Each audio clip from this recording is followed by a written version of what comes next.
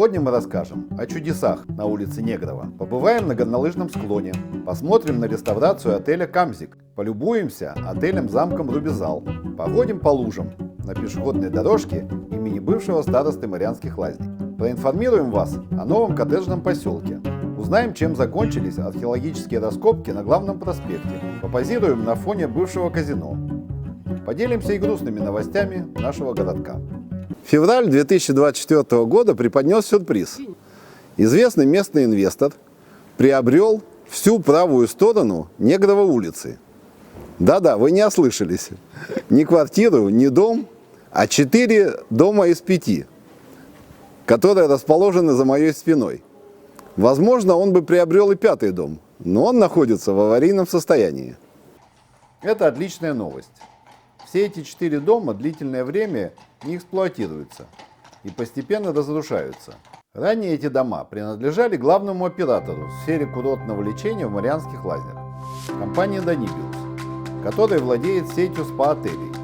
Новые лазни, центральные лазни, Мария Спа, Звезда, Скальник, Империал, Пацифик, Ултава, Баттерфляй, Свобода и Лабы. Надежды, что Данибиус ими когда-либо займется, не было никакой. Они многие годы не могут восстановить даже знаменитый Кавказ. Регистрация на кадастре произойдет 7 февраля, но работы в этих домах уже начались. Предположительно, в ближайшее время начнется заселение. Возможно, здесь будут жить беженцы с Украины. Но точно мы не знаем. Администрация города утверждает, что это будут дома с апартаментами. В Марианках в разгаре горнолыжный сезон.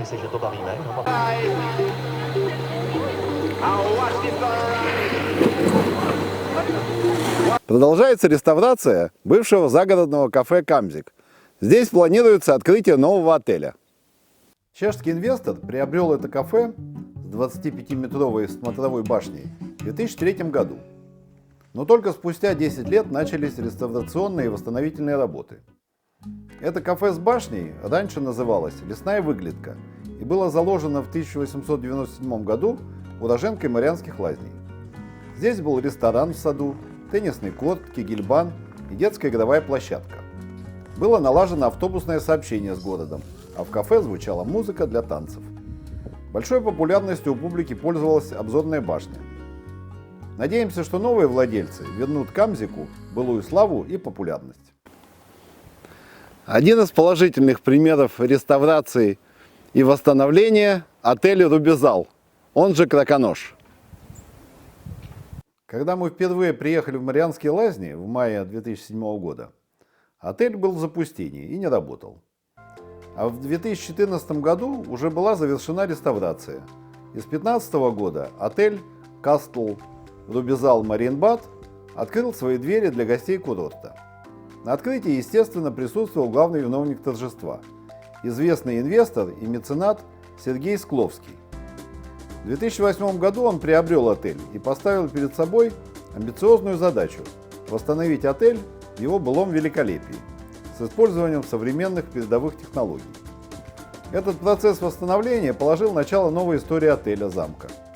В отеле была проведена значительная модернизация, включая обширный оздоровительный центр, римско-ирландский банный комплекс, ресторан и винный бар. И номерной фонд, в том числе с номерами класса люкс. Возвращение к жизни этого прекрасного отеля-замка – огромный подарок нашему городу и его гостям. Я думаю, что Сергей Скловский заслуживает быть названным почетным гражданином Марианских Лазней. В парке Фердинандова-Прамина мы видим противоположный пример – бездарную реконструкцию и разбазаривание средств из бюджета города. Бывший староста Марианских Лазней, пират Мартин Калина, 6 августа 2020 года подписал договор на реконструкцию пешеходной дорожки в парке с местной компанией «Вилд» на сумму 1 миллион 75 тысяч крон. Начало работ предполагалось через 2 недели после подписания договора. Окончание не позднее 60 календарных дней. По проекту, предложенному старостой и его соратниками, планировалось вместо асфальта, который давно требовал ремонта, замостить дорожку странной смесью мелкого щебня и какой-то глины. Эту бредовую идею, естественно, поддержали помадкаржи из Локита. Реально стройка продолжалась не 2 месяца, а 2 года. В результате получилась непроходимая дорожка в Калиновое болото. Самого старосту на этой дорожке мне снять не удалось. Это были бы уникальные кадры, учитывая его комплекцию. Новый староста объявил, что в этом году дорожка будет, наконец, заасфальтирована. Вопрос, кто вернет городу закатанные в грязь 1 000 000 крон. Из Марианско-Лозенского репортера мы узнали, что руководство города приняло решение о выделении 16 550 квадратных метров между улицами на Выслуне и у Пилы инвестору СУАС Реал Эстейт под строительство коттеджного поселка. Работы должны начаться в течение 3 ближайших лет, если будет подписано окончательное соглашение. В прошлогоднем августовском обзоре недвижимости, ссылка наверху, я рассказывал о новом девелоперском проекте на главном проспекте Марианских Лазней.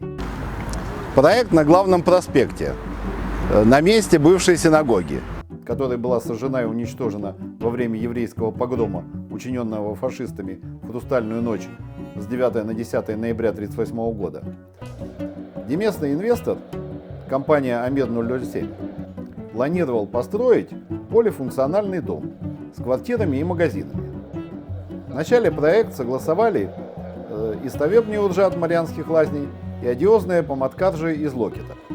Потом, после протестов активистов, и Уржат, и помадкаржи резко изменили свою позицию на противоположную.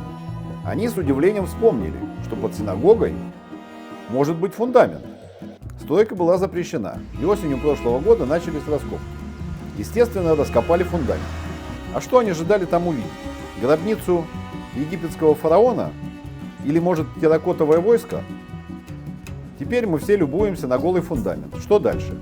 Тем временем сменился владелец участка. Его купил другой известный инвестор, владелец нескольких казино на границе с Германией.